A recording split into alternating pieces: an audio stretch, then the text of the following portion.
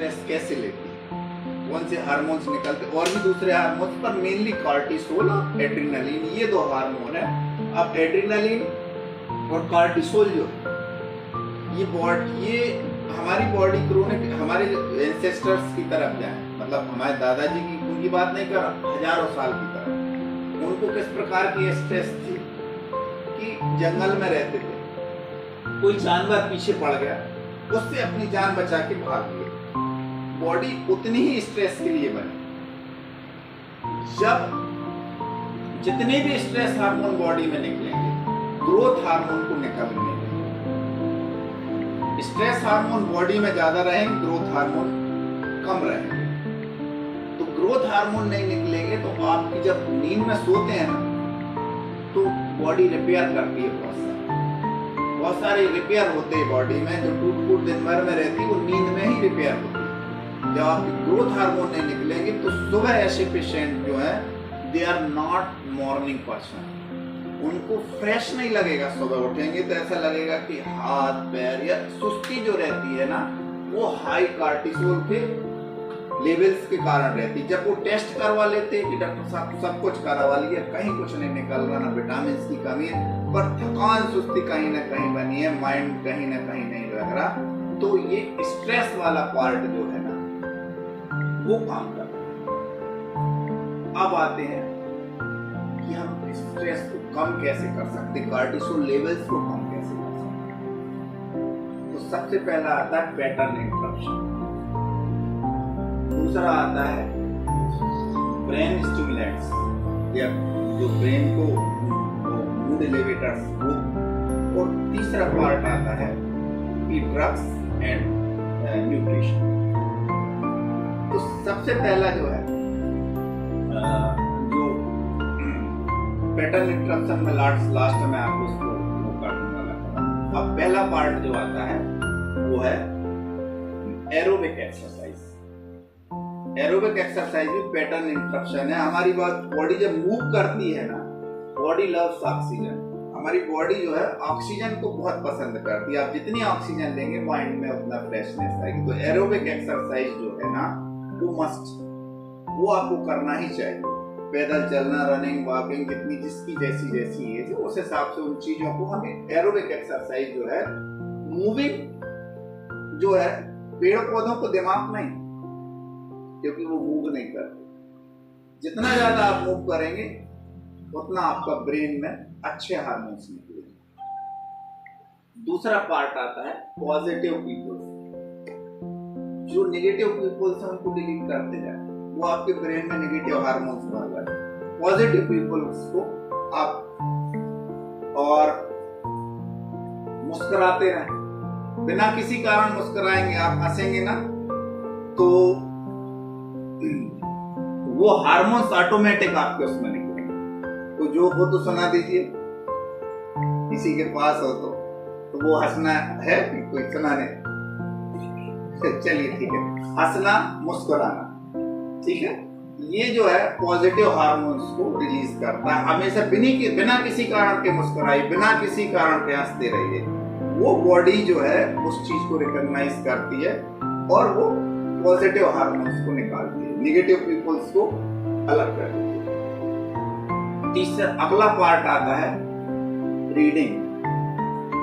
20 से 30 minute reading को जरूर दीजिए। पार्ट रीडिंग जो है ना, थर्ड पार्टी के स्टफ्स जो है आपके दिमाग में आएंगे ना, थर्ड पार्टी के आपके विचार, तो आपके विचारों की जो श्रृंखला है वो टूटेगी और वो पॉजिटिविटी आपके अंदर आएगी। अगला है एड्रेनलिन पॉइंट्स। एड्रेनलिन पॉइंट्स क्या है? आपके जो बेली बटन है, नाभि है, उसके 1 से 2 इंच आप लेफ्ट एंड राइट जाइए और ऊपर की तरफ जाइए 2 इंच, उनको रब कीजिए, करके देखिए। ये एड्रेनलिन, हाँ, लेफ्ट राइट 1 से 2 इंच, हल्के हाथ से, बहुत ज्यादा नहीं, ऐसे रब करना। रब करने के बाद ये डायरेक्ट एड्रेनलिन को जो हो जाती है आर्टरी, थोड़ी देर बाद देखेंगे आप उसमें पल्स आने लगेगी, ठीक है ना। तो ये जो है एड्रेनलिन स्टिमुलेशन, ये पॉइंट्स पे करने पे आपको स्ट्रेस लेवल कम, ठीक है ना। आपको रिलैक्स होगा माइंड। ठीक है, इंटरमिटेंट फास्टिंग के पहले आते हैं लो ग्लूकोज लो कार्बोहाइड्रेट डाइट। बहुत आवश्यक है। कार्बोहाइड्रेट आप जितना ज्यादा लेंगे, जितना ज्यादा कार्बोहाइड्रेट लिया आपने, कार्बोहाइड्रेट लिया, उसको डाइजेस्ट करने के लिए उतना ही इंसुलिन निकलेगा। इतना कार्बोहाइड्रेट लिया, मान के चलें आपने 50 ग्राम कार्बोहाइड्रेट लिया और उसको डाइजेस्ट करने के लिए 20 यूनिट इंसुलिन निकला, इतना इंसुलिन निकला। तो कार्बोहाइड्रेट गोज अप, तो उसी मात्रा में इंसुलिन निकलेगा। अब वो इंसुलिन जो है ना, जल्दी से ज्यादा इंसुलिन निकला, उसने जल्दी से उस कार्बोहाइड्रेट को सेल के अंदर कर दिया, शुगर गोज डाउन। जैसे ही शुगर नीचे जाएगी, कौन आएगा एक्ट में? शुगर को कौन बढ़ाएगा? कार्टिसोल। तो जब भूख लगती लोगों को चिड़चिड़े क्यों होते? भूख लगी चिड़चिड़े क्यों होते? क्योंकि कार्टिसोल लेवल नीचे, कार्टिसोल बढ़ता है तब वो उसको वो करता है। इसीलिए less carbohydrate, less insulin, less stress. Intermittent fasting बहुत जरूरी है।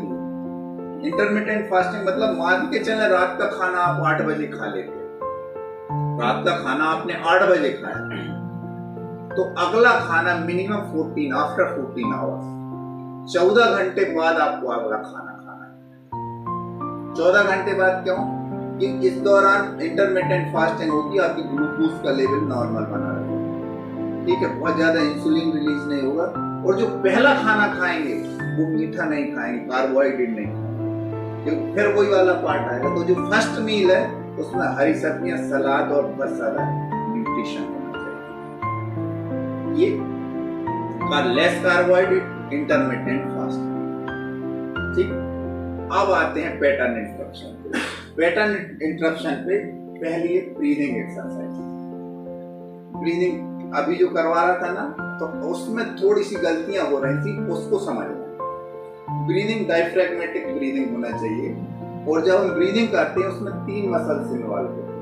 3 मसल्स में सबसे पहले डायफ्राम, इंटरकोस्टल मसल पसलियों के बीच में, और तीसरी ट्रेपेजियस। ट्रेपेजियस मसल का यूज होती है जब हम बहुत ज्यादा स्ट्रेस में रहते, सिर पीछे लगा, हम भागत, ये मसल्स जब ही यूज होती है। बाकी डायफ्रैग्मेटिक और इंटरकोस्टल मसल होती है। अब हम जब ब्रीदिंग कर रहे हैं ना, अंदर तक बहुत डीप ब्रीदिंग, सांस लीजिए, अंदर आंखें बंद कीजिए, कंधे नहीं उचकाना, नहीं तो बॉडी स्ट्रेस रिस्पॉन्स में जाएगी।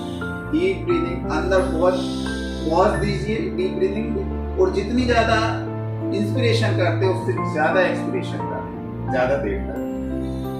हाँ, अंदर तो मैं 4 तक गिनूंगा, 1 2 3 4, अंदर तक सांस लीजिए, कंधे नहीं करना, बॉडी स्ट्रेस रिस्पॉन्स में जाएगी। स्टेबल रखना। हाँ, स्टेबल रखना। और पॉज दिया, फिर 1 2 3 4 5 सेकंड तक बाहर निकालना। जब बहुत सारी ऑक्सीजन अंदर जाती है तो हार्ट जो है बहुत सारा ब्लड अंदर पहुंचा देता है उसके पास, लंग्स के पास, और लंग्स जो है बहुत सारी ऑक्सीजन ब्रेन की तरफ लेके जाते हैं, माइंड काम होता है। हमारे इतने बहुत सारे पेशेंट सिर्फ इस टेक्निक से ब्लड प्रेशर की टैबलेट छोड़ चुके। अंदर तक ब्रीदिंग लेना है, डीप ब्रीदिंग, धीरे धीरे। ठीक है, अच्छा, ये जो है आपको एक्सरसाइज सिर्फ ऐसा नहीं कि सुबह कर लेना, इस एक्सरसाइज को आपको दिन में 10 बार करना है। ऐसा क्यों?